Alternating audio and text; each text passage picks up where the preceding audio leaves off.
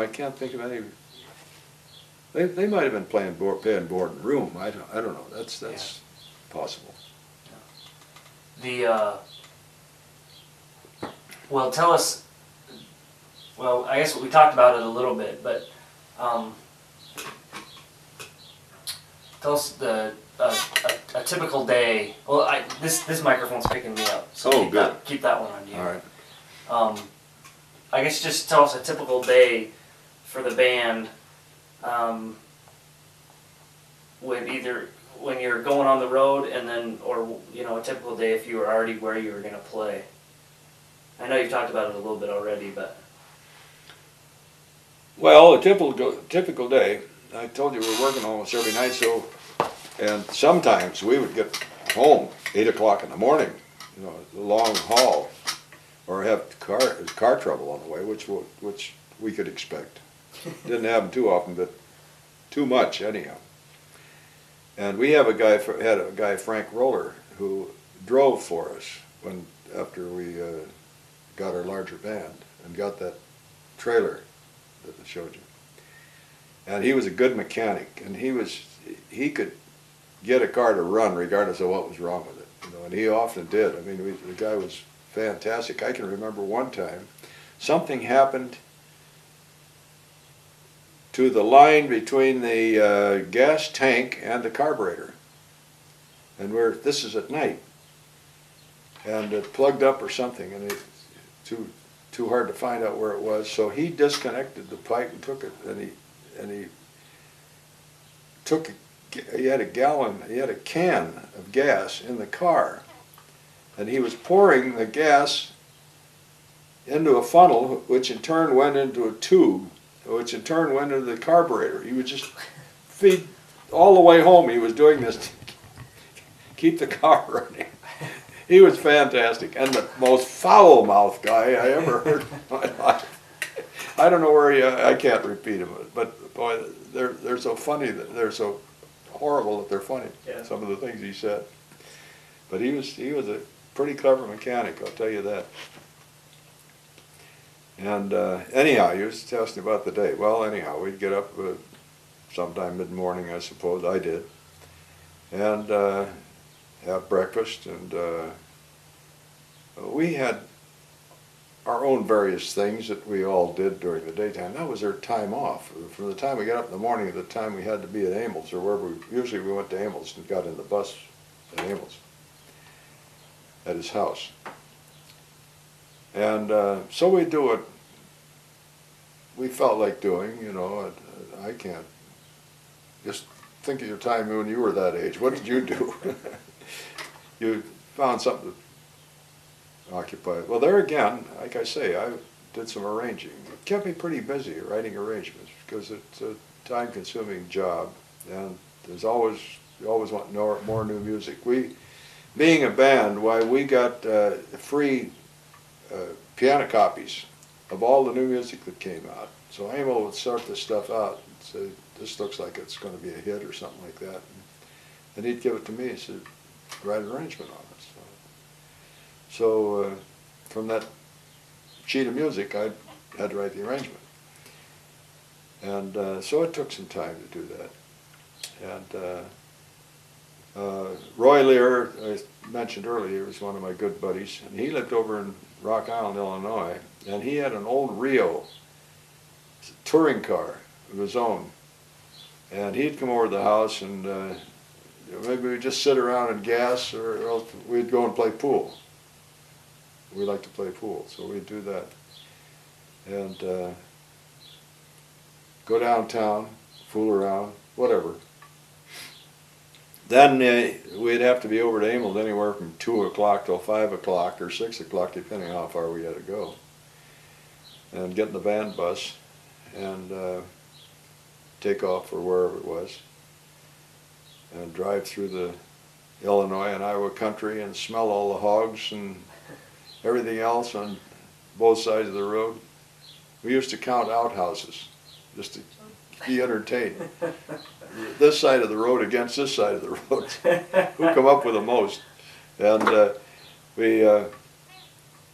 regular outhouse was one count, and a yellow one you got 5, and a brick one you got 10 points. And we had some other qualifications in there. There's some of them that got 2 points and so forth. Maybe a 4-holder got 2 points or something. But back in those days, it wasn't unusual at all to see the outhouse out there behind the farms, you know. Yeah. So it's just something to while away the time. But when we got the big trailer, then we played cards there, and read and everything else. A lot of guys read on the trip. And slept. That's another thing. While away the time sleeping. So that was a day. So, well, you'd get to wherever you were going, and you'd get dinner before you. Oh yeah, we'd go and eat. If we got there too early, like I say, we'd play pool. But dinner time, we'd go and get something to eat, and then we'd get ready to. If we changed clothes, if we didn't have our uniforms on, well, we usually just change them in the bus. You know, that was a hassle because a lot of us would be changing clothes at the same time.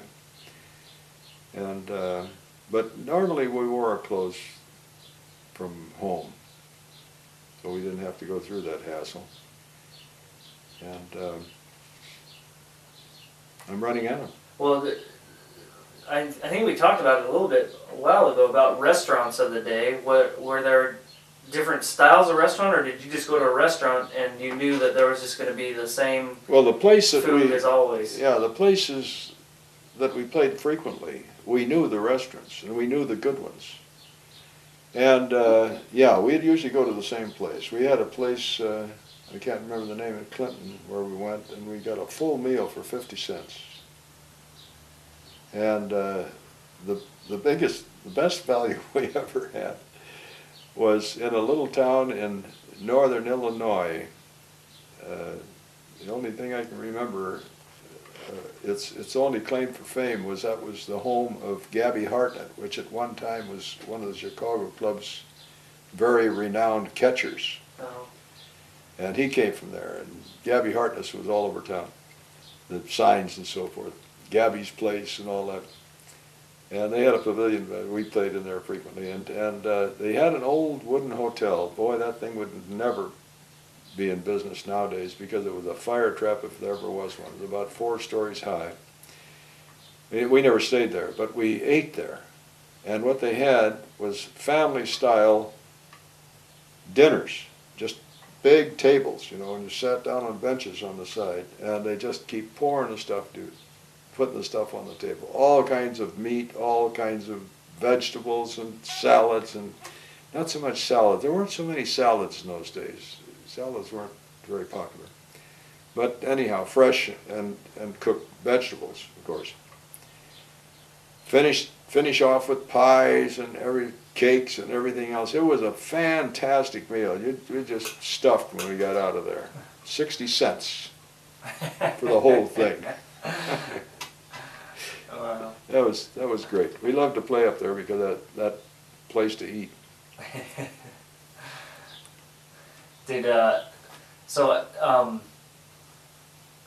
After did you guys just played around? You played different places for a while and then got the gig in Springfield? Yeah, we were playing one-nighters most of the time, I don't know where Roy Dexheimer heard us, where he had auditioned us. I don't know that. I know where O. Henry Park's people of the Vertibars auditioned us. That was in Clinton, Iowa. They came down from Chicago, from O. Henry Park, to hear us, and as we played a job, and the worst part of it was in a crappy part of town, and it was an old building and everything, and it didn't set us off too well. But anyhow, they were impressed because we got the job. And but anyhow, we started playing. We got the job down there, and as I said, we played there off and on for 3 years. What was your question? Well, was that You're having trouble too, aren't you? Well, I'm trying to. say how to say this. So you had that gig in Springfield, so you had all these things going on at the same time, but they Well, when cycle we're during when the we're in year. Springfield, we couldn't play anywhere else because we were Right. working 6 days a night there. And same way at O. Henry Park, but not O. Henry Park. At O. Henry Park, we did. On Tuesday nights, we sometimes played, and what was our other off night? Thursday night, we sometimes went out of town and played. Never on Monday, as I mentioned.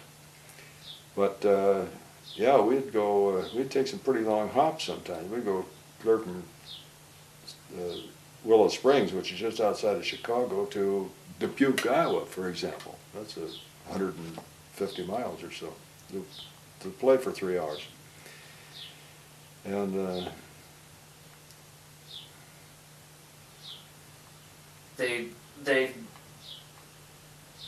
what I'm trying to say is put it in context of where you were at what years, kind of thing. But it sounded like you rotate, like you would be at Springfield for a few months, and then you'd be gone. then we'd come back to Davenport. We'd work until the Springfield thing came up again. See, with Springfield summer times, we worked down at his Moonlight Gardens, which was an open pavilion. In winter, in the cold parts of it, we played Rainbow Gardens. And when we're not at one or the other of those two places, we're playing one-night stands all over the place. Okay. And so that's how we were kept busy. I guess that was my question. Yeah. And did you say O. Henry was outside of Chicago? And as you progressed through the years of the band, were you guys playing more in the Chicago area than other places? No, as long as I was with the band, and I think as long as they were at Henry Park, they played Henry Park, O. Henry Park, and one-night stands, but no other places. They didn't. After I left the band, and somewhere in 38, 39, just before the war started, they left O. Henry Park and they started playing at Paradise. Wait a minute, started playing the Paradise in 38, I guess, 37 maybe, which was a big ballroom, midtown Chicago, big ballroom up there, and they played there, and they played I don't know how many nights a week they played, frequently anyhow. Maybe they played 5 to 6 nights a week there. I don't know. And also they played at least one, perhaps 2 different lake resorts in Wisconsin. I played one with them. We on a one-night stand one time, but then they went up there and they'd play for a few weeks at a time up there, summer. But that was after I left. Now you mentioned there's a couple of you that were married during then. Roy, Would the wives go with you? Well, no, they didn't go with us. No, the only time they were. Well, if we played within a distance where we could drive our own cars or something, yeah, they'd go with us. And anything around Davenport, we played the Coliseum or someplace like that, yeah, they'd come to the dances, whatever they felt like. They don't always do it because we're playing every night, and it gets a little old for them too, but they like to dance, and so they went frequently. And they danced with each other, the girls, which was, like I say, it was not unusual. Or they danced with somebody else. Sometimes your grandmother danced with somebody that's a little too good looking, and I could see he's giving her a big song and dance out there on the dance floor. I started to grip my teeth,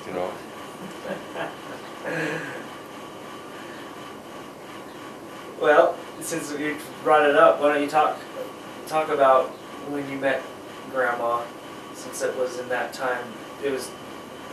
We're repeating a lot of stuff. You know that. We've gone over that. I've told you about how we dated at night down there, and how I dated her at night after the dance. Didn't I go through all that? Yeah, but you tell us some stories about it. You told us what happened, but you didn't say.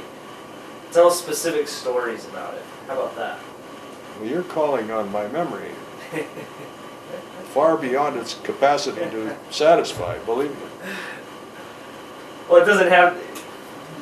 Even if you may not think it's an interesting story, it may be interesting to someone else because it was a different time and that kind of thing.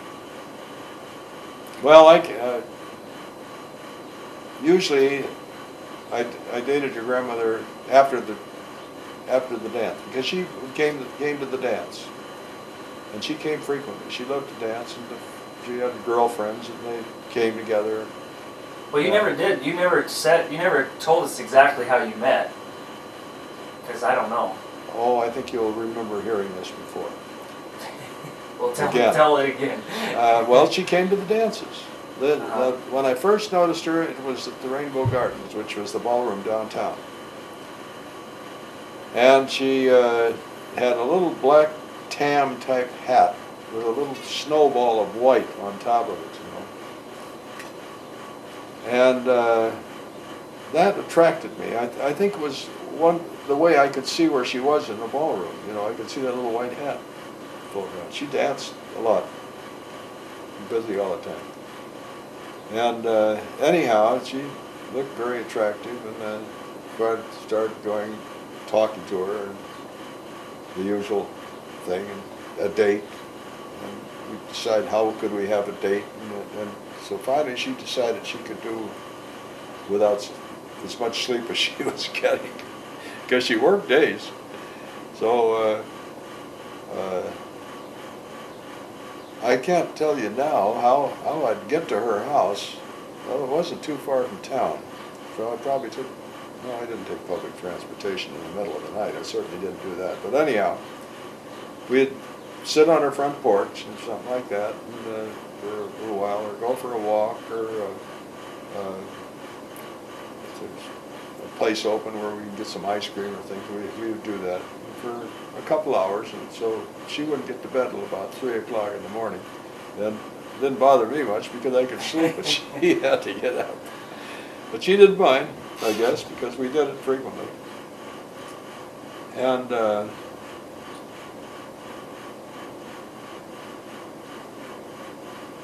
there was a long dry spell in between when I was back in Davenport. After I really became infatuated, why then, gee, I really got lovesick when I got back to Davenport. Those are long nights of being alone. Of course, they could have dated in Davenport. I told you about Fran, the girl that I was going with. This is after that was sawed off. And I was really hooked with your grandmother. Did you keep in contact while you were away? With her? Yeah. Oh yeah, I wrote letters to her all the time. She'd write back and forth. And I remember I got really mad at her one time because Roy Dexheimer didn't like us. He tried to run our lives. That was one thing I didn't like about him, in a cautious way, because one thing, I threatened to quit. He wanted me to quit going with her, because the band guys women are attracted to band guys, and they want to know they're available, see? But if they know one guy is going with a gal, well, he can cross him off, you know, no future there. So anyhow, he did a few things to try and get me, because I was the only one in the band going steady. And so anyhow, he told me one time on the dance floor about it, and I said, look, Roy, I said, I'm going to go with her. If you want to can me, it's okay, but I'm going to go with her as long as I'm here. And he never brought it up again, except that I got word through him that she had been showing my letters around to people, and that got my goat. And when the next time was in Springfield, I presented the fact that I knew about this, and she said, no, I wasn't, I didn't. Well, to this day I don't know that she did or did not, but anyhow, I couldn't be mad at her very long, I'll tell you that. And I'll tell you, it was such a glorious feeling to finally make up, because I was tense with with the anticipation of having a presenter, fronter with us. And boy, when that was over, and we were cozy again, that was a great feeling. Remember that. So how did it develop into the point where you thought you would want to get married? The way it most usually does. It just develops. I don't know. Well, the thing was, I lived in Davenport, and she lived in Springfield. And the only time when we were together is when we were working down there. So always looking in the future, say, hey, what are we going to do when you no longer come here, you know? And so there was a need to get married or try to get her to come up and live up in Davenport. So, but marriage was not out of the question. I mean, as I was in a marriageable age then, I was 20, 21, I guess, something like that. And she was. And things weren't going well at home for her. She was living there, and let's see, Laprille was gone. No, Laprille was there part of the time that I was going with her. That is her sister, and Sister Ruth too. The three girls, they were at home, and I ate over there at dinner with them quite often. I loved her dad. Boy, George Baugh was a wonderful guy. He was and a hard-working and had a rough life. But he always had a smile, and always sat on his foot. When he sat in a chair, he hiked his foot up on the chair and then sat on it.